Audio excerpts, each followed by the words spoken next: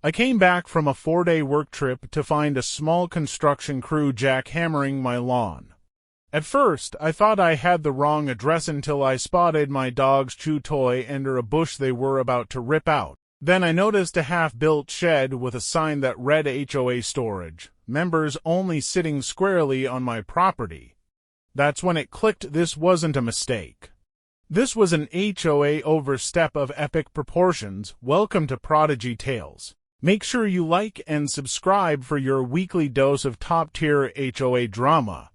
I calmly approached the foreman and asked why they were tearing up my yard. He told me to take it up with the HOA, so I did. I headed straight to their office and was greeted by Karen, the HOA president, sipping from a Boss Babe mug. Without even looking up, she said, "We're expanding our storage for neighborhood tools." "The board approved it," I replied. "Great, except you approved it on my land." She smirked and said, "It's common area." "You're confused." I wasn't confused.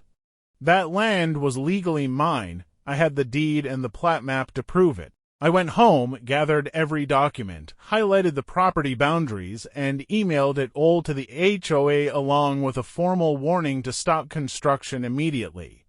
No response. 2 days later, a concrete slab had been poured. My lawn was gone, my bushes bulldozed, and the shed walls were halfway up. That was the last straw.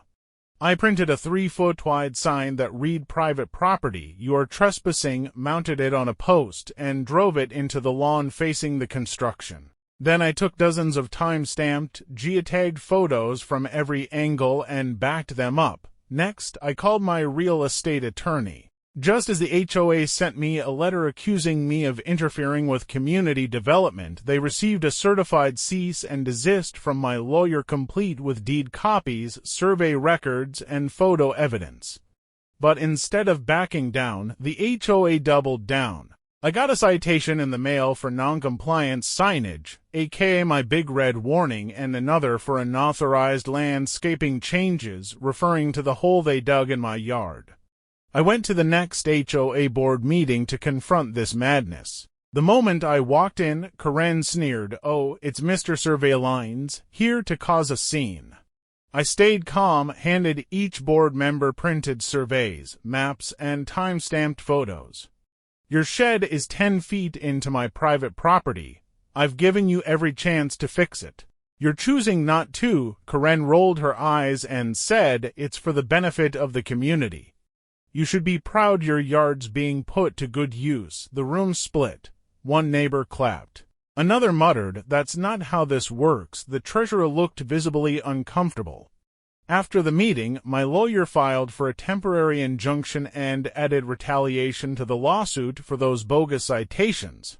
I also had a licensed surveyor remark the property lines with high visibility stakes and orange ribbon.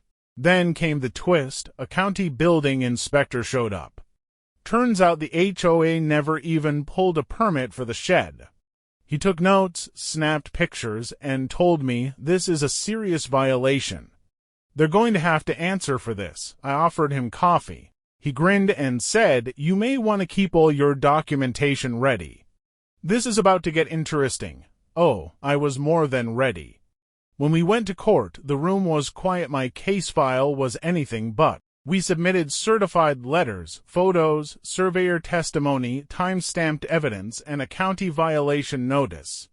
Karen showed up in sunglasses, trailing her clearly regretting life choices lawyer. The judge wasted no time. "Who owns the land?" he asked. My surveyor pointed to the boundary stakes.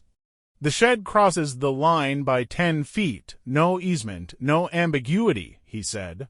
The HOA's lawyer argued the land had been treated as common area based on past usage. The judge shot back, "Did you pull a permit?" "No, Your Honor." "Did you verify ownership?" The board assumed. I didn't ask what they assumed. I asked what they verified. Silence, then the gavel dropped. The HOA is found to have trespassed on private property. The lack of permits, retaliatory actions, and continued construction after formal notice shows willful negligence. Effective immediately, the HOA is ordered to demolish the structure, restore the property, and compensate the plaintiff for damages, legal fees, and restoration costs. Corinne's mouth dropped open. Her lawyer didn't even look at her. After the ruling, my phone lit up. Several neighbors messaged me saying the HOA had done similar things, repainting mailboxes without consent, trimming trees, rerouting sprinkler systems without notice. Apparently, I wasn't the first, just the first to fight back. Corinne didn't say a word. She stormed out of court like a teenager grounded for the first time. Her power trip was over and everyone saw it. The shed was taken down in silence, no ribbon cutting, no newsletter. Just a quiet crew at sunrise trying not to be noticed while they ended their arrogant mistake. I watched from my porch, coffee in hand, while Corinne stood across the street, sunglasses on, pretending not to look. They replaced the sod and redid the flower beds, though I made it crystal clear they don't plant a single thing I didn't approve. My lawyer ensured they paid every cent of the $94,000 judgment, damages, legal fees, restoration costs, and a hefty bonus for wasting my time. Corinne resigned the following week. Her email read, "Due to increased personal obligations, I will no longer be able to serve this wonderful community." The new board president, a retired judge who clapped when the demolition started. All the fake fines I'd been issued disappeared. My unauthorized signage citation vanished. And the neighbors who had whispered their thanks in court. One brought me a pie. Another asked for help challenging shady dues increases. Looks like the HOA finally realized homeowners have rights. I installed motion-activated cameras around my lot, added fresh survey stakes, and had a small engraved plaque made that reads, "This land is legally and forever mine." A week later, I got a gift basket from two former board members. I tossed the fruit but kept the wine. Corinne still lives in the neighborhood, but she doesn't make eye contact. She walks her dog quickly, head down, sunglasses always on, no more power trips. No more smug lectures about community benefit, just quiet, awkward walks and the lingering reality that she got legally and publicly wrecked. As for me, I sit on my fully unbothered porch, overlooking a yard no one dares step foot on anymore. All it took was a boundary line, some legal pressure, and a whole lot of backbone. Let that shed be a lesson. The end. Like and subscribe for more HOA showdowns and tell me in the comments, did Corinne get what she deserved?